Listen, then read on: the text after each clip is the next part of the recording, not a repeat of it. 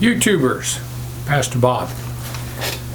Well, I was sitting here recording. I had to put Brody up. I had a couple of neighborhood kids riding up and down the street on their bicycles, and little Brody, he couldn't take that. He just couldn't keep quiet. He had to bark at them every time they went by. He got in his first cat fight the other day, which was pretty cool. We're walking down the street, and he's on his leash, and there's this black cat sitting in the driveway, and of course Brody just lunges at the black cat, and it runs off in the yard. Well, all of a sudden we get past the driveway, and there's a hedge, and pretty soon this big white cat comes out of the hedge and just starts wailing on Brody, and then before he can even react, the cat's back through the fence. In other words, it jumped out, took a couple of swipes at him, and then jumped back in. So what I assumed was the black cat was the little female, and the white cat was the male.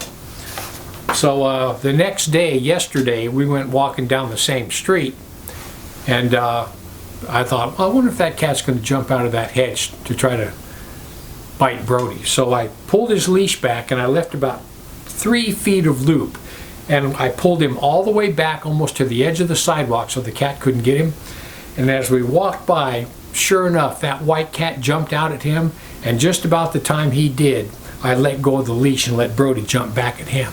Man, that cat was startled and took off. So anyway, Brody got his vengeance. But he didn't bite the cat. I wasn't going to let him bite the cat. Cat's kind of dumb. I mean, the cat probably weighs about 8 pounds. Brody weighs almost 100. So a cat needs to watch out who he picks on. So anyway, listen. I want to talk to you today about trials and temptations. There's a difference between the two. Trials are usually external in origin.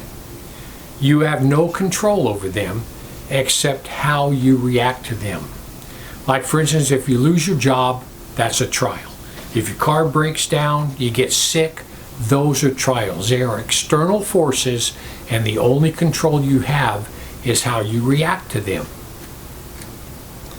I've learned this over the course of my life, and that is, if you react to trials in a godly fashion, the trials will come less often. Because you're going to keep being tried until you pass the trial. Temptation, on the other hand, is where you have to choose between good and evil, to follow God or not to follow God, to follow the demon and do what he wants you to do, the one who's bringing the temptation. This is what James says in 1 James 2 and 4. He says, "My brethren, count it all joy when you fall into diverse temptations, knowing this, that the trying of your faith works patience. But let patience have her perfect work, that you may be perfect and entire, wanting nothing." So when a demon or a demonic entity brings a temptation into your life, when you recognize it for what it is and you reject it as evil, that brings about perfect patience in your life. James tells us that temptation is all about faith, building your faith. This is what James tells us in James 1:12. "Blessed is the man that endures temptations, for when he is tried, he shall receive the crown of life, which the Lord promised to them that love him." So overcoming temptations, overcoming evil, brings great rewards. God will reward you when you pass a temptation. A temptation is like you're in a store and you see some guy drop $10. You're tempted to pick up that $10 and put it in your pocket, instead of picking it up and saying, "Hey, you dropped this." This is what it says in James 1:13-14. James says, "Let no man say when he is tempted, I am tempted of God. For God cannot be tempted with evil, neither tempteth he any man.